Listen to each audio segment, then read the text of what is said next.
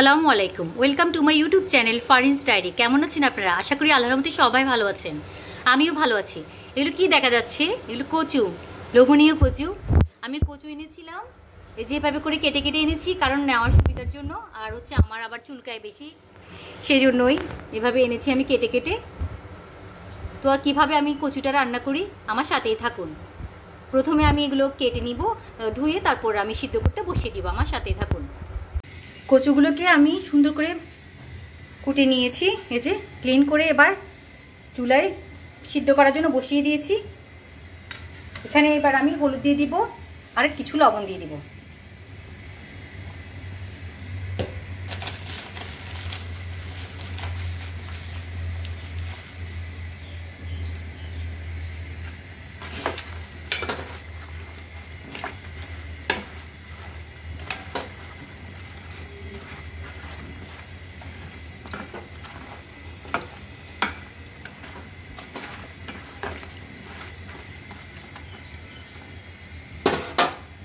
এটা ভালো করে সিদ্ধ হয়ে হোক, কিছুক্ষণ পর আমি আবার আসছি।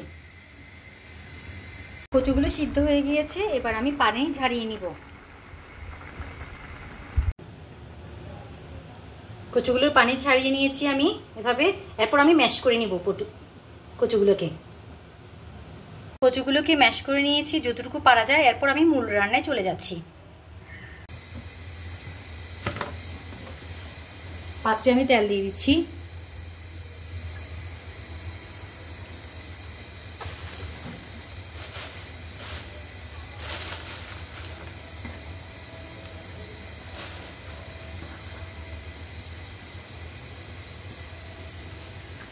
রসুন আর পেঁয়াজ বেরেস্তা করে নিব কিছুটা, লাস্টে দেওয়ার জন্য।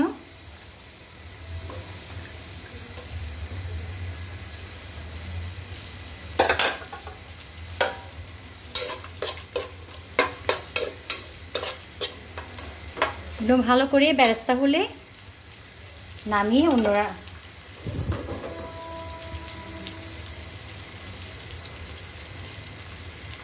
এগুলো ভালো করে হয়ে নাও। কিছুক্ষণ পর আমি আবার আসছি।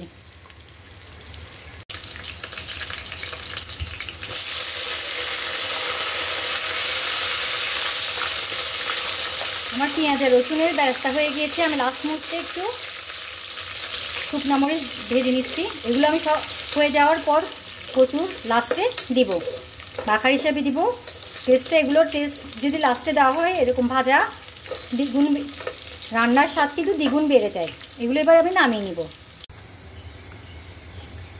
এবার আবার আমি পেঁয়াজ রসুন দিয়ে দিচ্ছি।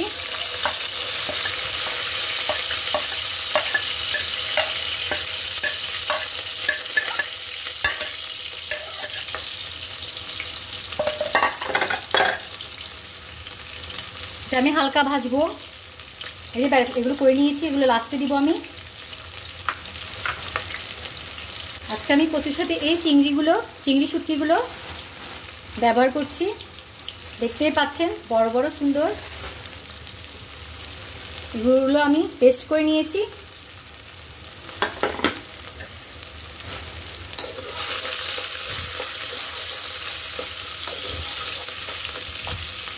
সামান্য বাদামি কালার হলে আমি অন্য কিছু অ্যাড করে দিব। এগুলো হালকা বাদামি ভাজা হয়ে গিয়েছে। এবার আমি সব কিছু একটু অ্যাড করে দিব।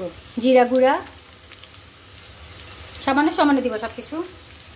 ধনিয়া গুঁড়া, হলুদ,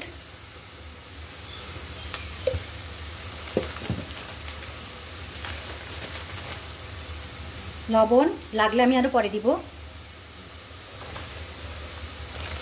সামান্য মরিচ দিচ্ছি আমি, মরিচ গুঁড়া বেশি দিব না। তাও এটা আমি শুটকি ব্যবহার করছি, তাই লাল মরিচের গুঁড়া না দিলে কিন্তু ভালো লাগে না। আমি অবশ্য কাঁচামরিচ পেস্টও দিব, তাও শুটকির মধ্যে একটু লাল মরিচ দেওয়া লাগে, নাহলে কিন্তু ভালো লাগে না। এই যে শুটকি পেস্টটা দিয়ে দিচ্ছি আমি। কিছুক্ষণ আগে যে শুটকিটা আমি দেখিয়েছিলাম বড় বড়, ওটাই আমি কিছুটা পেস্ট করে নিয়েছিলাম।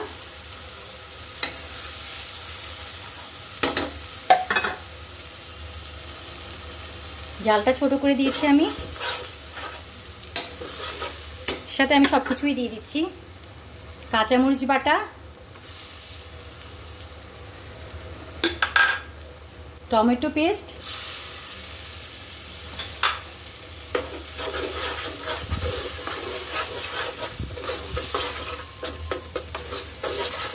এবার হালকা আছে আমি কিছুক্ষণ কষাতে থাকবো।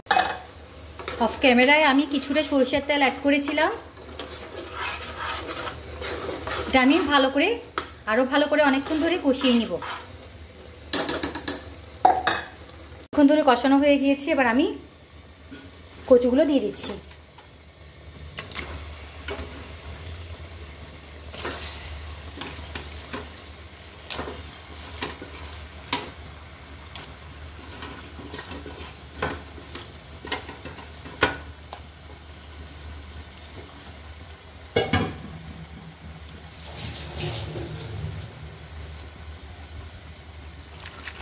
কচু আর কচুর ডগাটা আমি আলাদা করে সবসময় করি, ডগাটা ভাজি করি, আর কচুটা সবসময় চিংড়ি মাছ, চিংড়ি শুটকি নয়তো অন্য কোনো শুটকি দিয়ে রান্না করি, কিন্তু এবারই ফার্স্ট আমি দুটোটা একসাথে এভাবে করে করছি।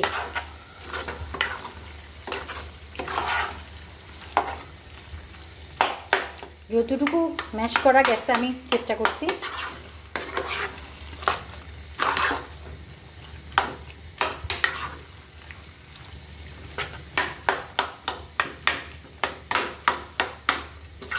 আমি নাড়িয়ে খুব ভালোভাবে আরও ভালোভাবে আমি ম্যাশ করে নিচ্ছি। এই যে আমার কচু রান্নার ফাইনাল লুক দেখতেই পাচ্ছেন। আলহামদুলিল্লাহ অনেক মজা হয়েছে। যে আমি চিংড়ি শুটকি দিয়ে ব্লেন্ড করে করেছিলাম, আমি পেস্ট করে দিয়েছিলাম এখানে। আর ফুল রান্না তো দেখেছিনি কীভাবে করেছি আমি সবসময় কচুর নিচের অংশ আর উপরের ডগাটা আমি আলাদা করে করি, আর ডগাটা ভাজি করি, আর এটা আমি রান্না করি শুটকি অথবা চিংড়ি মাছ দিয়ে, কিন্তু এবার আমি পুরোটা একসাথেই করেছি, দেখেছিনি তো কাঁচামরিচ বাটা, টমেটো বাটা, তারপর চিংড়ি শুটকি বাটা সবগুলো আমি আসলে বাটায় দিয়েছি, পেস্ট করে দিয়েছি। সাথে তো আবার পেঁয়াজ ভাজি, রসুন ভাজি, আর হচ্ছে শুকনো মরিচ ভাজি তো লাস্টে দিয়ে স্বাদটা বেড়ে গিয়েছে, অনেক গুণ বেড়ে গিয়েছে কচুর। এভাবে আপনারা ট্রাই করতে পারেন, আশা করি খারাপ হবে না।